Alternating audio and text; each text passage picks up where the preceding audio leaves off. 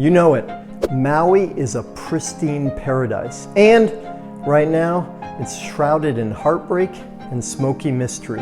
What went on? What caused these fires? What's going on now? And what needs to go on going forward? One thing we've seen clearly over the last few years is what the official narrative is, mainstream media, governmental reports, is often not the truth or not the whole truth, maybe even willfully negligent or misleading. I'm here. I've been here through this whole situation. I've seen a lot firsthand, and I'm going to share with you what I see, what I know, and what we can all learn from this going forward. Aloha y'all, I'm Daniel Aaron, your guide to vibrant living, and on this channel you get entertainment, inspiration, and empowerment to live your most vibrant, thriving life. Straight up, the first thing to know and understand about this situation here on Maui is it is sad, somber, heavy. So many people from off island have asked me, were you affected? And there are so many layers of how people have been affected here by these fires. The question though isn't were we affected, it's how were you affected? Now I'm lucky personally in that where I live the fires did not reach. I didn't lose any loved ones because of this fire. So clearly there are people that have had much more dramatic impact from this fire. There are people that are still missing loved ones. There are people that are still unaccounted for. Yet, understand everybody here has been affected. It's a collective shock and a collective trauma. And in the midst of that, there are so many different ways that we process it, move through it, grieve.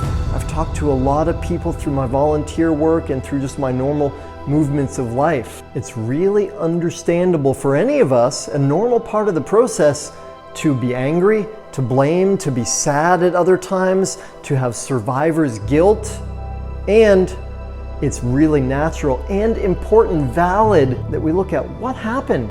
How did this happen? So first of all, please understand, it's very easy for me to believe that there could be malicious intent as part of this situation. And we know that often what's reported is not the real truth. Yet, personally, I have seen no evidence yet, anyway, of malicious intent. I have seen, though, some pretty colossal neglect, irresponsibility, incompetence, especially at the local governmental level, also at the state governmental level, and even on the national level. While it's natural to be angry, natural to blame, let's go further, let's go deeper. I hope that you are here because you are interested in living a vibrant life and creating more positivity in the world. So the danger with the blame and the anger and the resentment and the venting is it makes things worse. It makes us feel worse. It makes the situation worse. It's toxic, and especially for those who are actively still dealing with the trauma, who have been most affected by it. I believe in DEW directed energy weapons. I believe they exist, and I've seen no evidence that that's what's at cause here. I'm not ruling it out. I'm not ruling anything out. As the great Chinese proverb goes, if you want the truth, just let go of your opinions.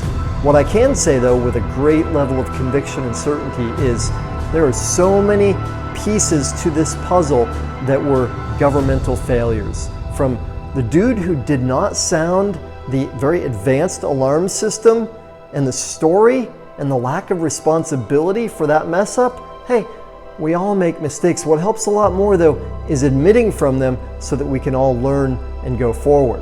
The telephone poles that were down, well, we know for sure there were extremely high winds. I felt it. It was obvious. Trees were down, big trees were down, telephone poles throughout different parts of the island. There's a lot of damage from that. That's real. And the fact that wires came down, in Lahaina especially I'm speaking of, though please know also that yes, there were fires in Lahaina, and that's where most of the damage and loss of life came. There were also fires in other parts of the island, and there are other aspects of this trauma that we are dealing with here on Maui now. From when the electric poles came down in Lahaina and those live wires were sparking fires and the wind whipped through and blew it around the town really fast, we have to wonder, well, why was the electricity still on? Why wasn't it contained? What happened that firefighters were removed from active fires told that they didn't need to be there. These are leadership questions, these are communication questions. There is a clear level of irresponsibility. But let's step back a little bit further. What preceded all of this? Yes, corporate greed. We gotta say that the natural flow of water on Maui generations ago was significantly different. So much water has been diverted to luxury resorts, and well, I don't know all the cause of that. I would bet my last dollar that money was involved with those decisions that allowed for that to happen. And jumping ahead a little bit right now, with as dilapidated, rustic, or just broken down and old as Lahaina was, how much toxicity was left in those old buildings, which now makes that a hazardous waste situation over there. One has to question as we go forward, who has the money to rehabilitate that land? Well, it's not local people, it's not you and me. Very likely, it's corporations that have billions to spend because there are many more billions to be made. We'll get talking about more of that in a little bit here. How much of the political or the politician failures was actually nefarious? I don't know. I believe that there were self-interests. I believe there was focus on other things. We know that the Hawaiian Electric Company years ago said, we got a serious, dangerous situation here, and nothing, almost nothing was done about that. There are some silver linings to all this, and we definitely need to learn and do better going forward. One of the potential silver linings here is that so much of Maui is a tinderbox. So much of it is outdated, dry, and fire danger is high. So hopefully we will get some of these lessons and actually make the changes that should have been made before that would have prevented a loss of property and life in this situation. Again, there's danger in blame and anger. While those are natural feelings to process in the midst of a situation like this, we also have to watch out for blaming it all out there, because this is something that we collectively, I'm going a little high level spiritually here, this is something that we all collectively created. So I encourage you, invite you to also say, how am I doing that? I say that for myself with the neglect that the politicians showed here, the incompetence. How am I doing that in my own life? How am I avoiding the things that I know are important to take care of, but they're not as fun, or they're not as directly lucrative or sexy right now? That's one of the lessons we all need to learn right now, is what do we need to be paying attention to, and how can we upgrade our own integrity and sense of responsibility? Clearly, some of them need justice served upon them. Resignations or firings, and also accountability, that's there. And we all need to take a look at ourselves too and apply the lessons to ourselves. Along those lines, here's a tough one for most of us: admitting when we were wrong, right?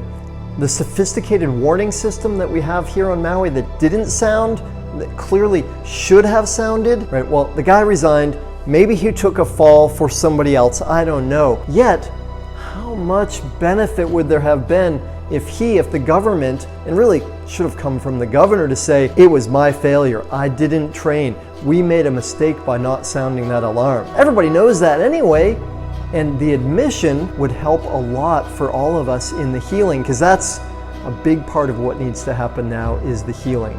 Taking responsibility, admitting our mistakes, and I know you're with me here, how do I do that in my own life? How do I admit when I have harmed someone else, even innocently, even when I didn't mean to? It's so important in relationships. One of the big questions that came to me on the morning of the 9th, when I became aware early that morning of just how severe the situation was, and at that point still was, right? People in the water, in the ocean, just off of Front Street in Lahaina, to save themselves from the fire. Some of them, from what I've heard, 8 or 10 hours in the water, while the city, it's a town, around them is burning, right? Cars, gas tanks exploding. So many people that I know describe it like a war zone. And not far away from here on Maui is the island of Oahu, where we have a very high-level military base. Why did we not have some of those big military ships? They could have been here in an hour And with the sophisticated systems they have, used water cannons to douse that town. Why did that not happen? A couple other key issues for us to look at here. One is there's been a lot of talk about the national agencies and the lack of support, and some would say even the obstacles they've been putting in the way for relief effort. Now, I'm sure that with those big organizations there are complexities, procedures, and some of those things move slowly. And thank goodness there are organizations like Hungry Heroes Hawaii and the Aloha Response Team and just local people coming together. And in this case, when I say local, I mean those of us that are living here. It's an important distinction to speak about native people from here as opposed to local that just live here. Though for now, I mean those of us that are here came together in beautiful ways to support. Does that mean that those national organizations have been neglectful or negligent? I haven't seen evidence of that. I think they move more slowly. There's complexity, definitely things that they could do better. One of the things that I've been looking at every day through the course of this, now it's 3 weeks, saying, how can I help more? What can I do better? And I've volunteered through several different organizations. I've been many days in Lahaina. I've spoken to a lot of people directly affected, from people I didn't know to friends to business associates, right? People who have lost everything. And one of the things that I see that's challenging is there are a lot of well-intentioned people and organizations doing the best they can, yet also it's challenging for them to communicate with each other and to get really clear on what needs to happen. There are a lot of resources available, though they are not being distributed in the optimal way. So one of the things that I did is I gathered together a group of business associates, entrepreneurs, to say together, hey, if we pool our resources, our thoughts, what can we do that will be helpful in this situation? What else can we do? How can we be more effective? And one of my associates, a woman named Jen, who's from Maui, goes back generations here, she said, one of the challenges is so many local people, indigenous people, Hawaiian people, are understandably so distrustful of the government, right? And there's a rich history, rich being sort of an optimal word in a sense, a rich history of the United States taking advantage of local people, essentially stealing this state from them, stealing this land from them.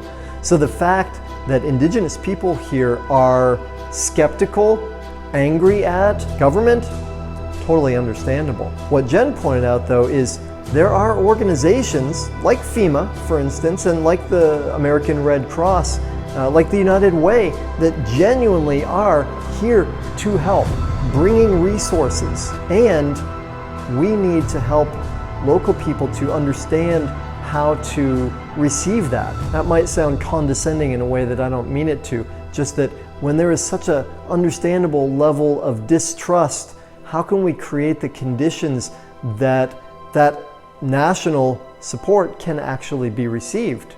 On the flip side of that, there's been a lot of controversy about Biden's visit to Maui. Now, clearly, he said some things that were not very smart of him to say, that did not convey a lot of empathy or understanding. I'll leave that out for now. A lot of people have spoken about that. Something he did say, though, that is worth mentioning and looking at. He said very specifically to the people of Maui, we are going to help you rebuild, quote, the way you want it to be rebuilt. I'm curious for you, how did that land?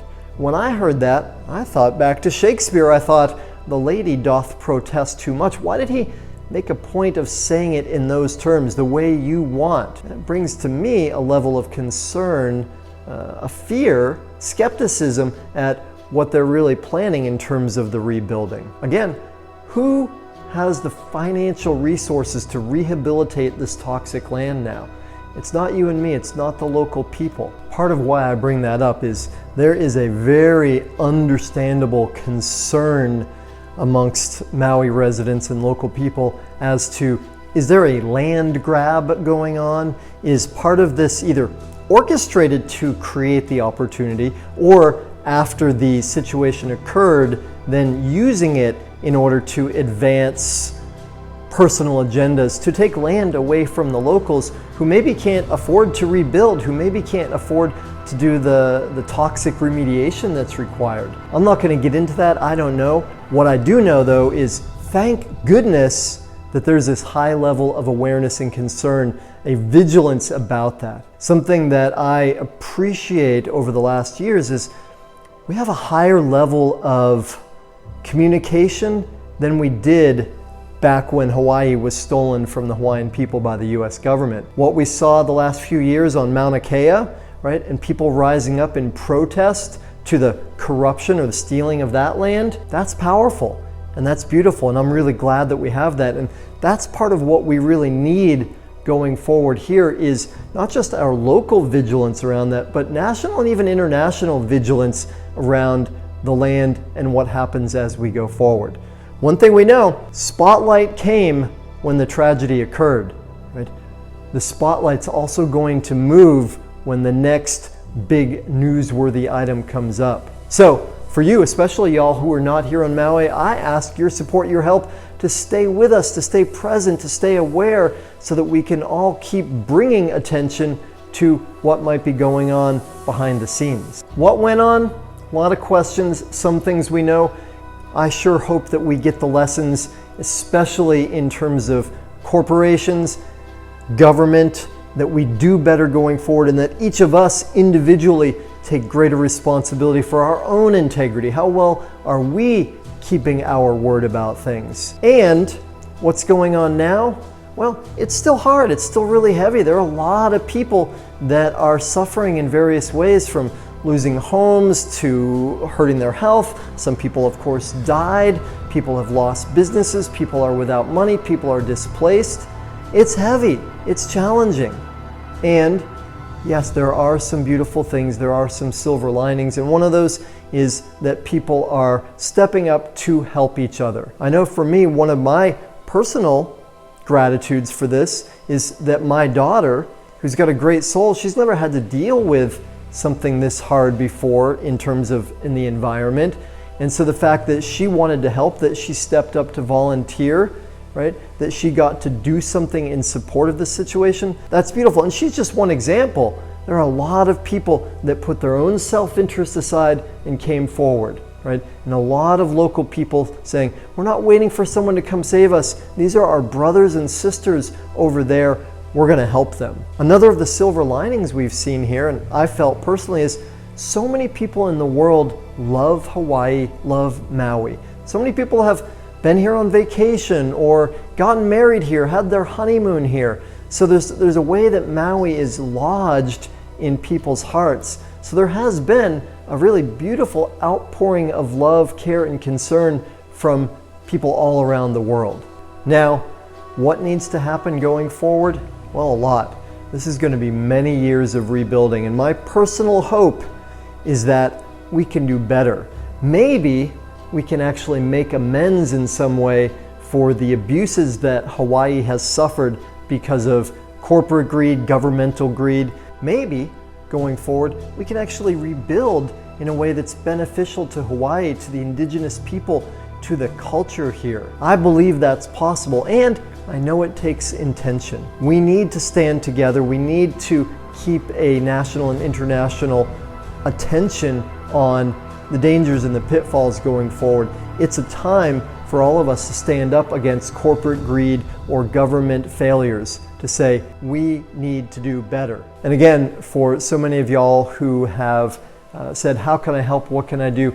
I will list in the description some places where you can donate. If you want to donate directly to families and bypass any of the organizations, you can do that. If you want to donate to a organization, I've seen some really good stuff happening with the Maui United Way. 100% of those donations go directly to those that have been affected, right? And you can pray, and you can come to Maui on vacation. Don't go to Lahaina, of course, but come here and help rebuild the economy, because one of the biggest challenges we've had, of course, the fire, what was lost all around that, but now so many other people are affected because the world, a lot of the world believes Maui's shut down. Maui's been harmed. Well, part of Maui has been harmed, but part of what Maui needs now is people to come here to love up on Maui, in part by spending their tourist dollars here. Y'all, I'm going to leave it there. I hope this has been useful, entertaining, informational. I'd love to hear your comments. I'd love to get your collaboration. How can we together work to create a better future for Maui and for the world by learning from what we've seen here? Thanks for tuning in, y'all. And by the way, if you liked this video, you might like that one. Aloha.